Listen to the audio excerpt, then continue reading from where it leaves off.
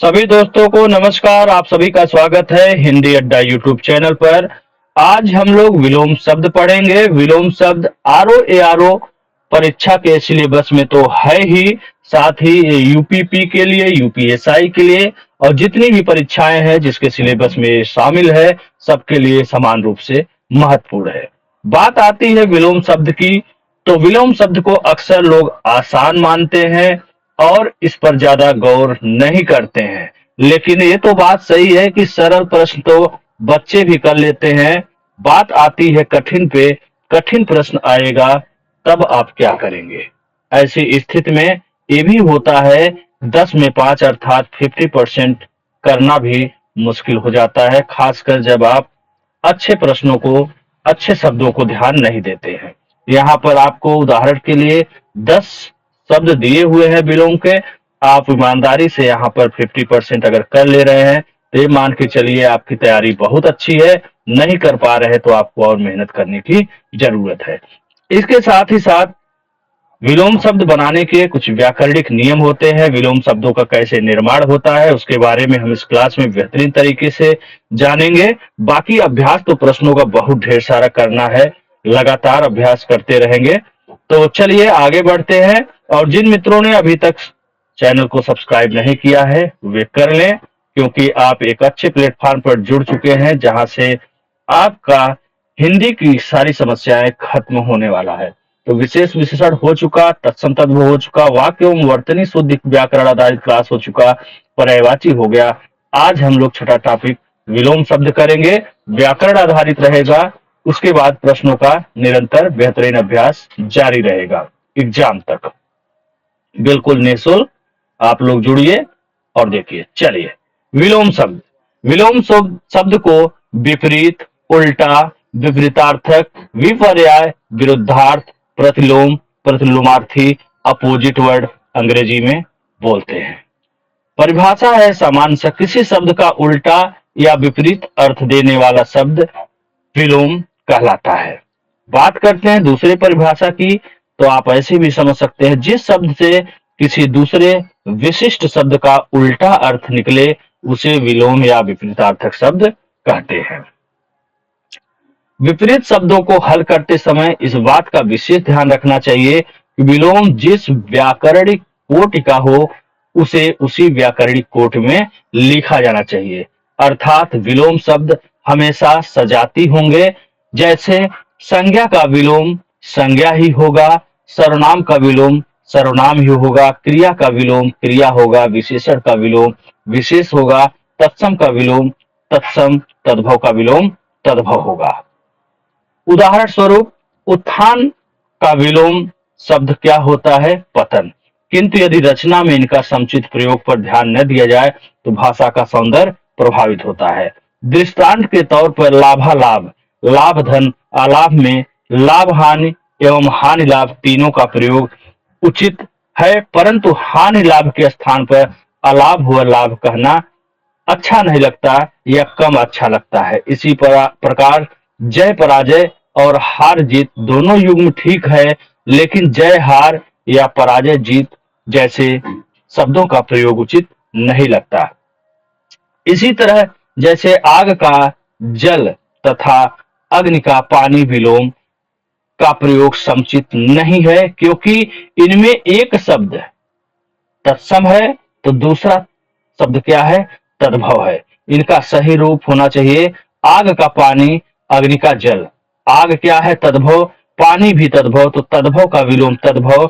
उसी प्रकार अग्नि क्या है? तत्सम शब्द यानी संस्कृत है, जल भी तत्सम शब्द है, तो तत्सम का विलोम तत्सम होना चाहिए। इसी प्रकार विशेषण का विलोम विशेषण, क्रिया का विलोम क्रिया होना चाहिए।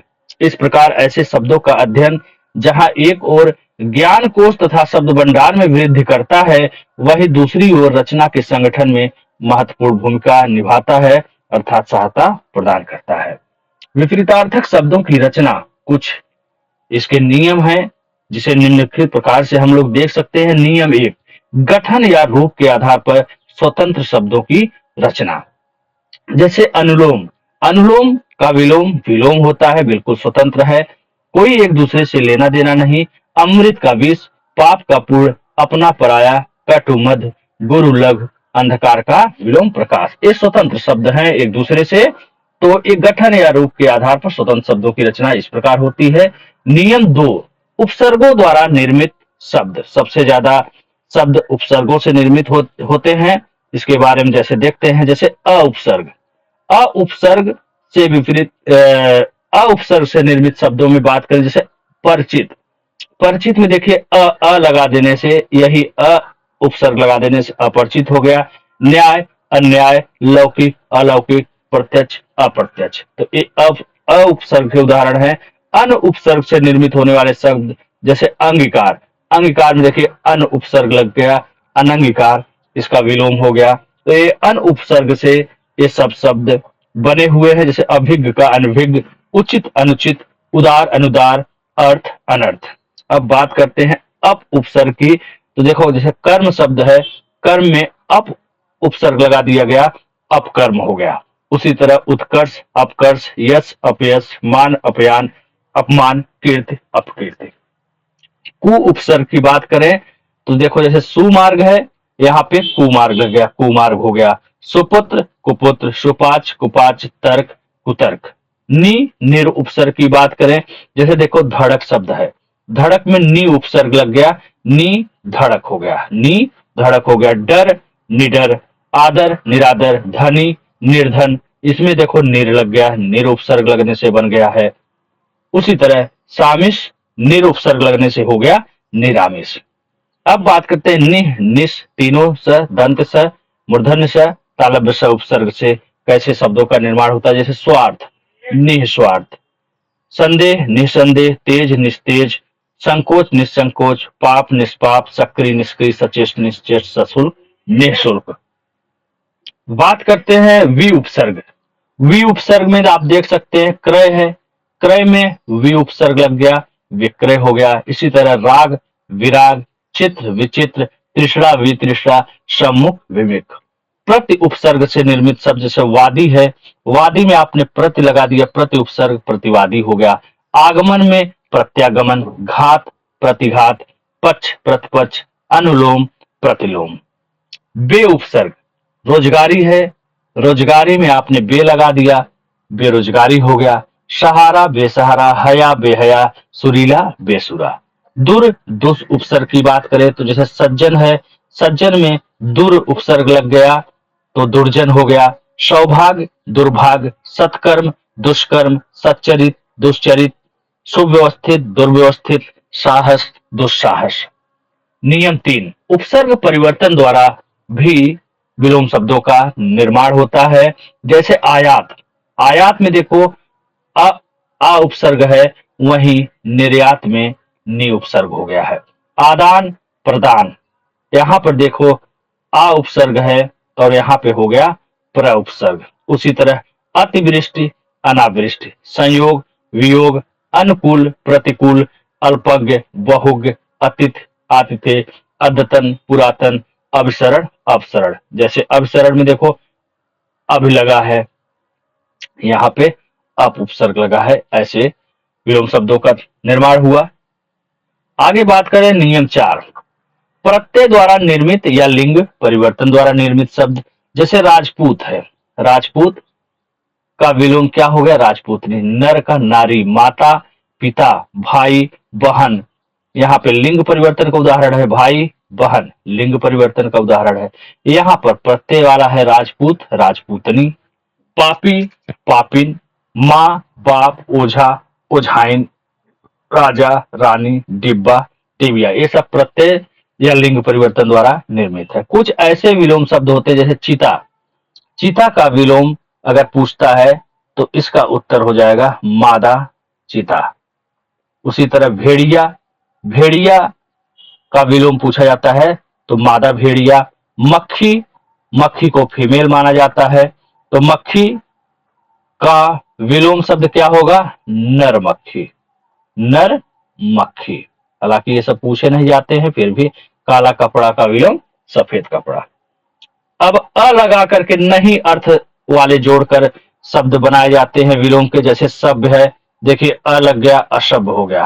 संभव असंभव, आदि अनादि, हिंसा अहिंसा, लौकिक अलौकिक। नियम 6 की बात करें, विविधता के कारण एक शब्द के एक से अधिक विलोम भी होते हैं। कैसे होते हैं? जैसे राजा शब्द लीजिए, राजा के 3 विलोम है, रानी, प्रजा, रंक। रानी किसके हिसाब से है? लिंग की दृष्टि से। प्रजा कौन से हिसाब से है? शासक और शासित की दृष्टि से। रंक धनवान व निर्धन की दृष्टि से। तो ऐसे विलोम शब्दों पर भी ध्यान देना होता है। यहाँ पर विकल्प पर गौर करना होगा कि कैसा विकल्प बनाया जा रहा है। अगर तीनों है तो प्रयुक्त तीनों होगा, कोई एक है तो कोई एक होगा। नियम 7, जब किसी शब्द के 2 अर्थ तब उनका विलोम भी अर्थों के आधार पर अलग अलग होते हैं। जैसे उत्तर, उत्तर का भी विलोम 2 शब्द होता है, देखो दक्षिण और एक है प्रश्न।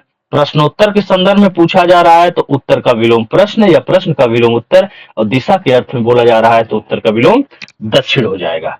ठीक है, इस प्रकार भी विलोम शब्दों का निर्माण होता है। नियम 8 की बात करें तो प्रत्येक शब्द का विलोम नहीं हो सकता है। ऐसा नहीं है कि आप बाजार का विलोम पूछ देंगे तो इसका भी विलोम होता है। बाल का भी विलोम नहीं होता, मेज को विलोम नहीं हो सकता, टोपी का नहीं होता, घास का नहीं होता, कमल का, गेहूं, चना, बिस्तर इत्यादि। ऐसे विलोम शब्दों को शून्य विलोम शब्द कहा जाता है। ठीक है, चलिए। अक्सर परीक्षार्थी विलोम शब्दों को आसान मानने की जो गलती कर बैठते हैं, वे लापरवाही या जल्दीबाजी में सटीक उत्तर नहीं दे पाते और अपना प्रश्न गंवा आते हैं। ऐसे में आवश्यक है कि हर टॉपिक के प्रति व्यापक समझ विकसित कर लिया जाए ताकि होने वाली गलतियों से बचा जा जाए। यदि हम लोग रात, जैसे रात का दिवस, रात्रि का दिन और निशा का भोर, तो तत्सम तद्भव की दृष्टि से प्रश्न क्या हो जाएगा? गलत हो जाएगा। जबकि सही क्या होना चाहिए? सही प्रश्न करने के लिए अध्ययन भी सही करना पड़ेगा, तभी हम लोग रात का कहेंगे दिन। तो ये क्या हो गया? रात क्या है? रात भी तद्भव है, दिन भी तद्भव है और दिन भी तद्भव है। तो तद्भव का विलोम तद्भव, जिस व्याकरणिक कोड का शब्द रहेगा उसी व्याकरणिक शब्द का विलोम भी होगा। वहीं रात्रि का दिवस हो जाएगा, रात्रि भी तत्सम, दिवस भी तत्सम। निशा का विलोम प्रभात होगा, न कि भोर होगा। निशित का मध्याह्न होगा। अग्नि का विलोम तत्सम है तो इसका विलोम भी तत्सम होगा। जल, उसी तरह आग का विलोम पूछा जा रहा है तो आग का विलोम होता है पानी। पानी भी तद्भव शब्द है और आग भी तद्भव शब्द है। तो यही कहा जा रहा है, यही व्याकरणिक नियम है कि ऐसा नहीं है कि आप किसी का किसी आग का विलोम पूछेगा तो आप जल लगा के चले आएंगे, आपका प्रश्न गलत हो जाएगा। इसीलिए इन नियमों का भी ध्यान रखना आवश्यक होता है। तो उम्मीद करते हैं इन छोटे छोटे पॉइंट से आपको काफी नॉलेज बढ़ा होगा। बाकी अभ्यास और उन 10 प्रश्नों का, शब्दों का उत्तर, इन सब का बहुत बेहतरीन अभ्यास कराया जाएगा। आप लोग फटाफट जुड़ जाइए इस चैनल से। इससे पहले भी 5 टॉपिक आप लोग देखेंगे, व्याकरण आधारित कराया गया है। बहुत सारे कंफ्यूजन आपके दूर हो जाएंगे, एक बार उसको पढ़िए, सारी समस्याओं का समाधान वहां से मिल गया।